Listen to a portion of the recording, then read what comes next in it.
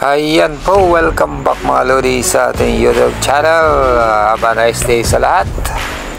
Ito pa rin tayo dito sa SND Sultan Naga Dimapuro, Lanao del Norte. Corridas mode tayo ngayon mga lods.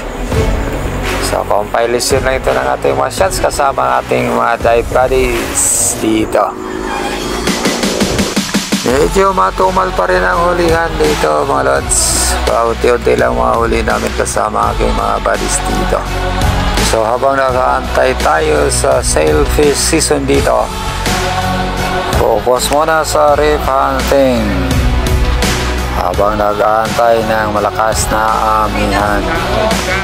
So please do enjoy watching this video guys. Just a compilation of my spearfishing adventure here in SND.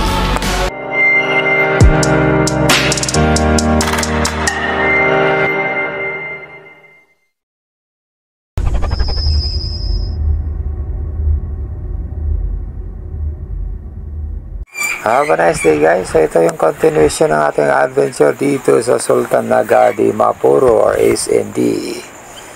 Mga dive buddies ko dito ay si Bro Botchoy, Ramon Spurgan,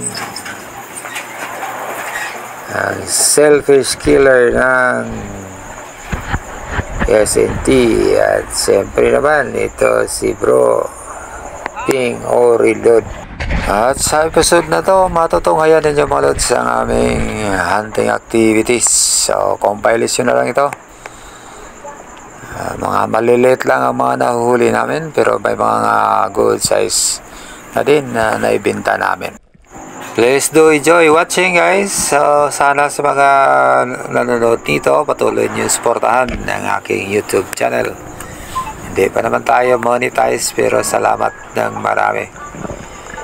Kahit papano mayroon pa rin tayo mga followers na patuloy na sumusuporta sa atin. So ito yung nahuli natin doon sa may Tokoran, sa may artificial corals doon na maraming gulong. So binalikan namin at nakahuli kami ng mga 3 balis.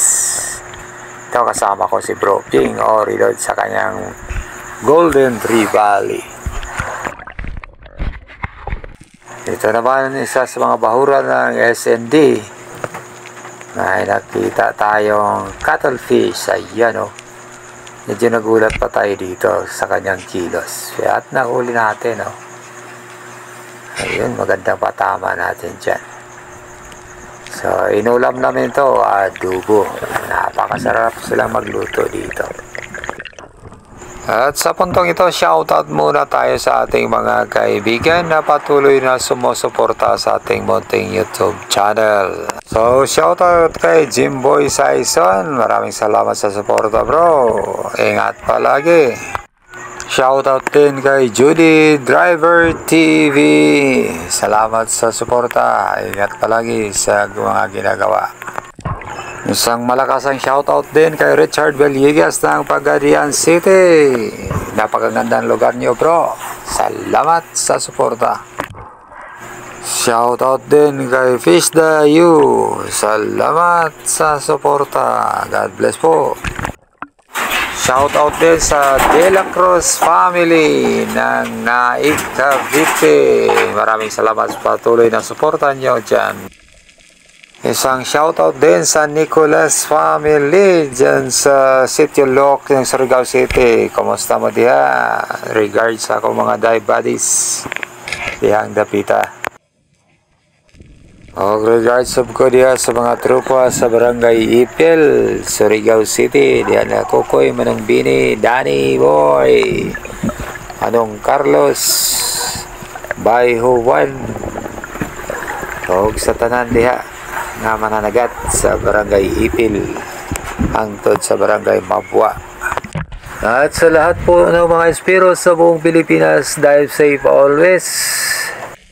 At sa lahat ng pamilya ng mga nasawi, kamakailan lamang dahil sa gawain ito na paninisid, ako po'y lubos na nakikiramay para sa mga naulila. Sa pamilya ni Bro Lloyd Capistrano na naging buddy ko doon sa Salay, Misamis Oriental. Tanggapin niyo po ang aking pakikiramay. Isang paalala lang dyan sa ating mga kaibigan o sa mga baguhan pa dito sa spearfishing. Napakadelikado ang gawain ito. Maraming mga kasanayan na dapat natin isaalang-alang para sa isang ligtas na paninisid. Sana'y gabayan tayo ng may kapal sa lahat ng mga ginagawa natin. Mag-iingat po tayo sa lahat ng oras.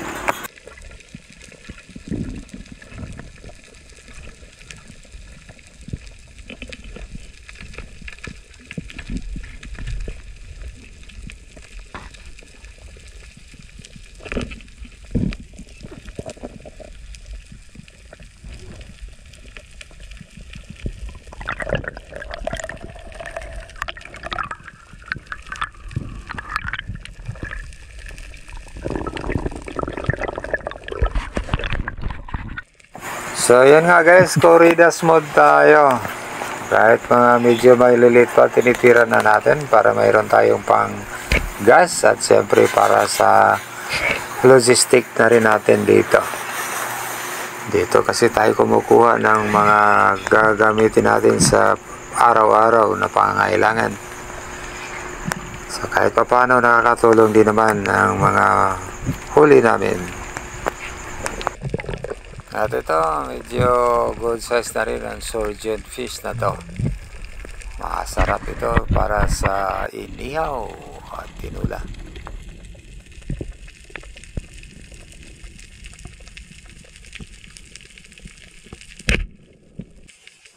Ito, kahit tinira tayo dito na isang maliit na sweet lips. Ayan o. Pero pwede na rin yan. Good size na rin.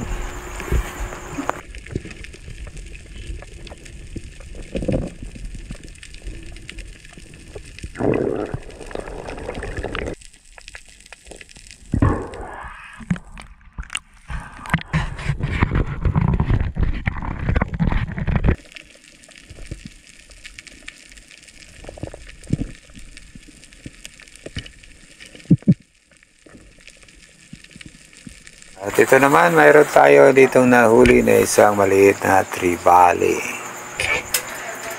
So yan, nasa 250 per kilo ang ganitong size dito mga lods. Pag malaki na, oversized na, nasa 4 kilos up, oversized, mura na lang.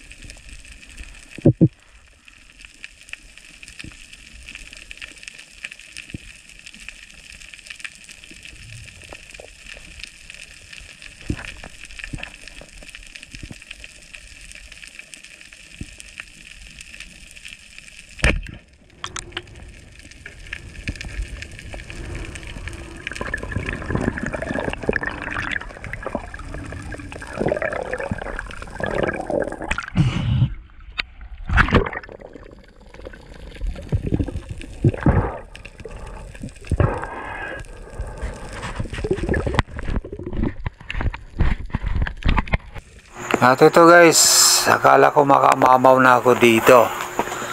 Gamit ko ang aking slip tip shop na ginawa dito. Isang red bass ang target, kaya lang nang tirahin natin ito.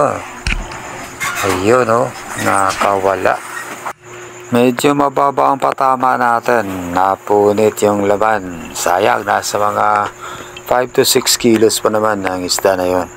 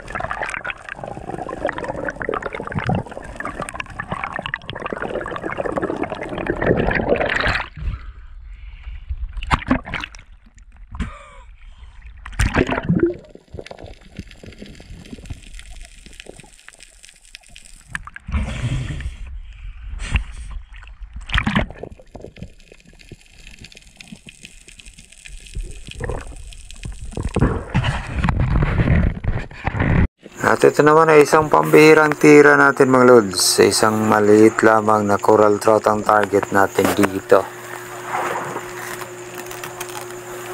Ayan oh.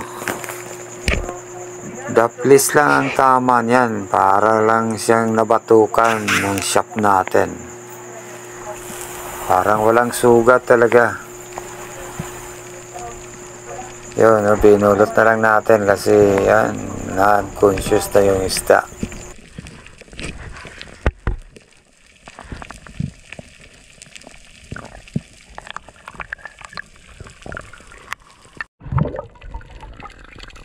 At sa drop naman na to, isang unicorn ang target natin. Nasa mababaw lang, nasa mga 2 dipa. Yun, pang-ulam na to mga lods. Napakasarap sa inihaw nito. Yun, sapol oh.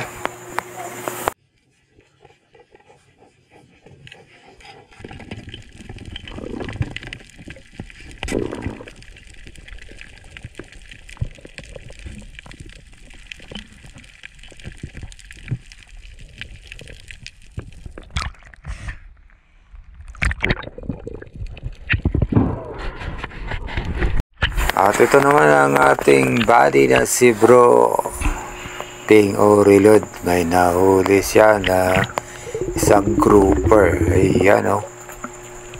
Nasa mahigit 3 kilo yata ang isda nito.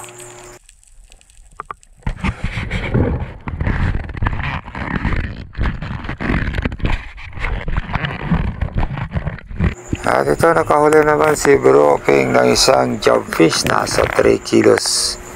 Mahigit 3.5 yata. Binigyan natin ng second shot dahil muntik nang makawala. Ayan o, ang laki niyan mga lods.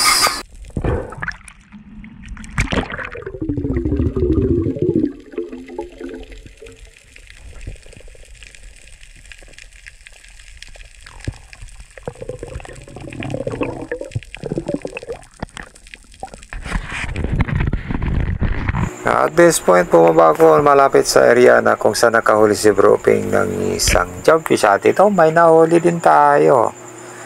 Napakalaki na rin ang isdang ito mga lods. Nasa 3.7 kilograms. Yan parang numusok lang sa ilalim.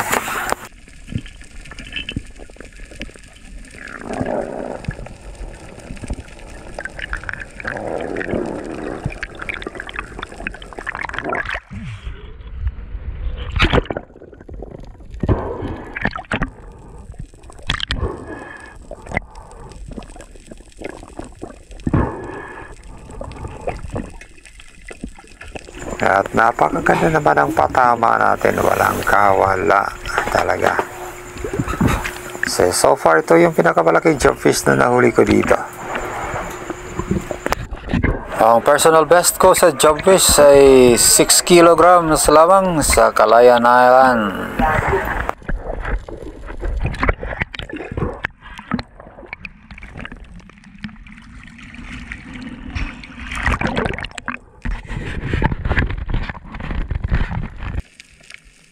At muli akong bumaba at isa pa rin jobfish ang ating target ngayon.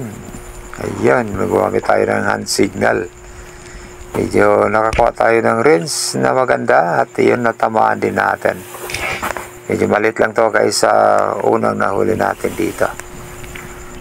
So yung tatlong jobfish kay bro sa akin na dalawa ay nasa halos 10 kilos ang timbang.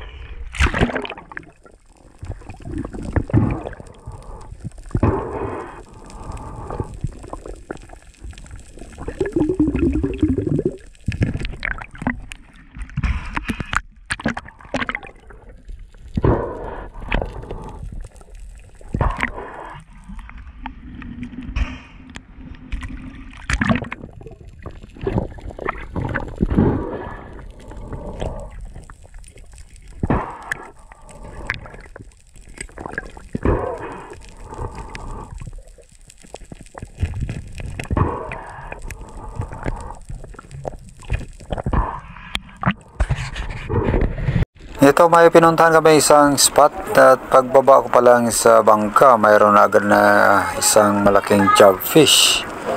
Kaya agad-agad tayong nag-load para matira ito. Nahuli din natin. Ayan Sapol mga lods. Buhay naman para sa spot na to.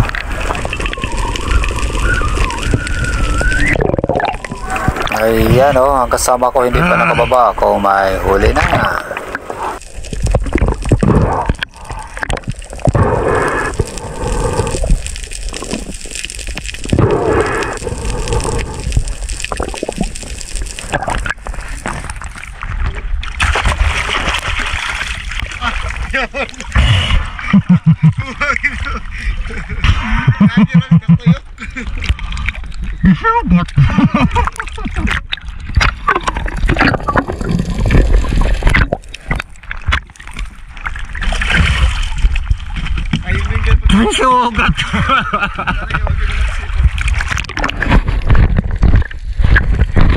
Sa susunod na mga scenes na to, ang gamit natin ang ating RA150 na. Gamit natin dito ang power bands ng Salvemar by Corsi Spearmaster. Shout out kay Abraham Ben Carl Yoldi, legit seller yan ng Salvemar products. At iba pang mga spearfishing items na branded at abot sa bulsa. Sa drop na ito mga lods, target natin ang mga slick unicorns pang ihaw. Mura lang kasi dito ang slick unicorns. Pero masarap ito mga lods. Hindi pa nila masyadong kilala ang isdang ito kaya mura.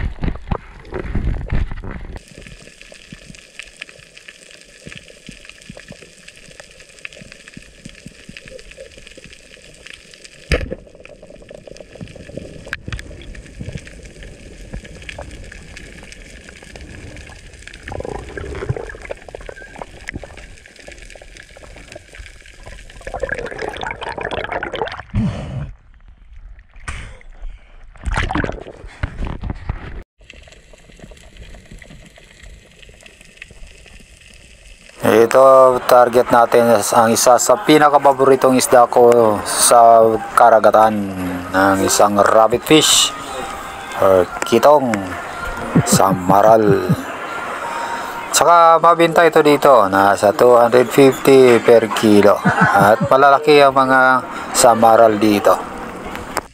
Kaya ito, tinitira ko na. Baka tirahin pa ng iba.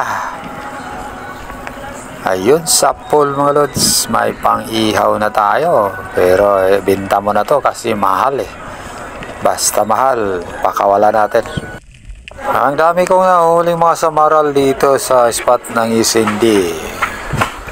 Madali silang hulihin. Ang lalaki pa naman. At syempre masarap.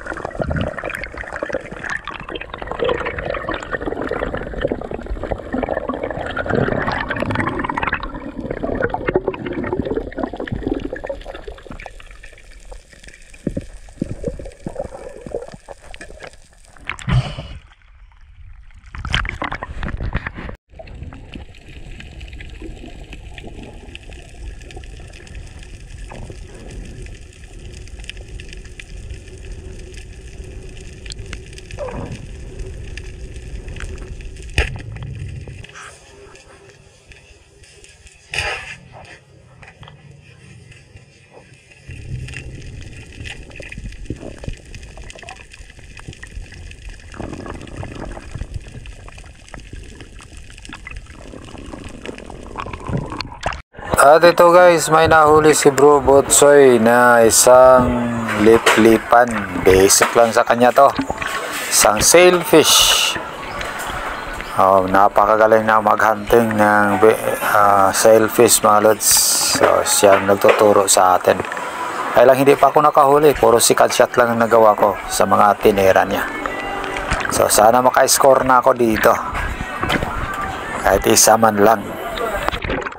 Medyo maliit lang to kaysa dati dyan mga huli. Naka-score na siya ng mga 50 kilos mahigit ang isang piraso. Kaya nagantay na lang tayo ng season dito para makahuli din. At ito, share ko na rin lang ang mga usual namin na pagkain, pagtanghalian. Nagbabaon kasi kami ng kanin tapos uhuli lang kami ng isda sa dagat para pang ulam. At ito, isang sailfish ang tinira namin ni Bro Botsoy. Way mulmul. Pwede na ni. Pwede ito lang mga lods.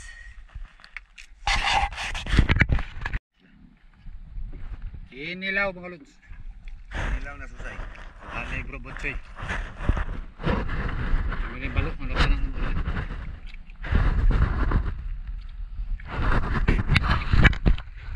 At ito, may mga kasama kami, mga bisita namin mula sa Miss Occidental.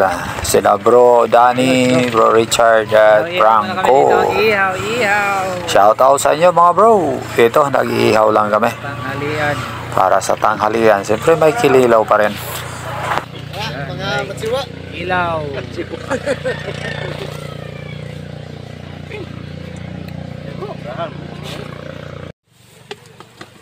Alina, kaon.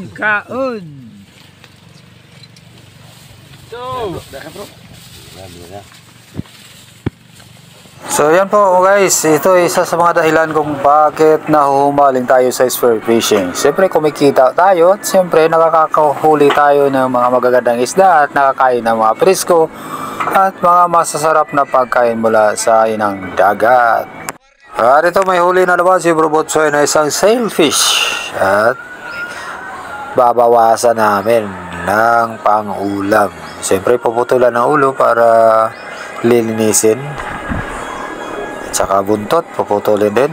So ibibinta namin yung katawan lang, yung buntot ulamin namin at saka yung ulo.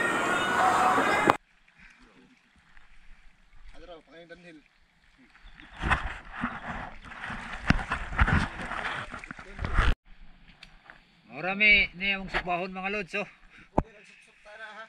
Duha rin nakabuok, tuluman me. Ayun dito. Ano ni? Yo.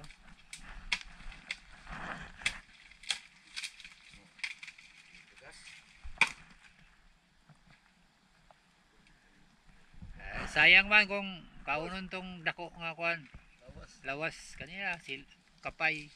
Mo pa ng plastic. Saburo na. Di bang chicken.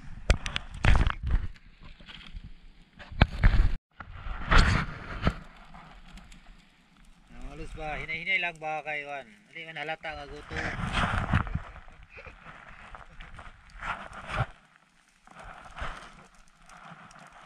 Ay bro, sampiring.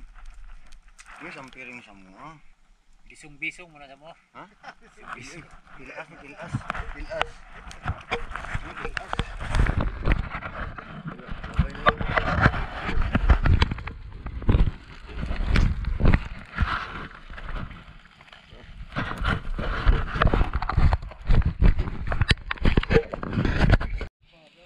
Mga lods, sumol naman magkilaw perme.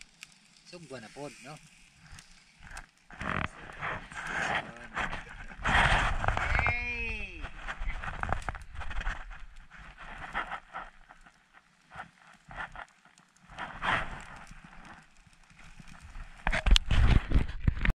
Ito. Lipan. Lipan na yun. Bro Butsoy ang liplipan. So bala na mo ikog kila pa tao. Moy mol.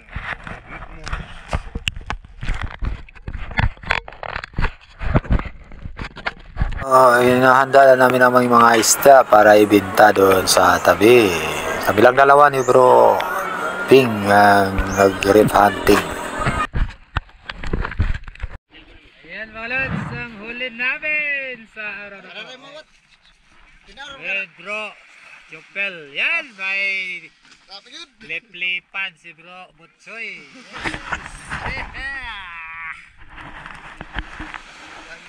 At Valentine's na ako lods oh!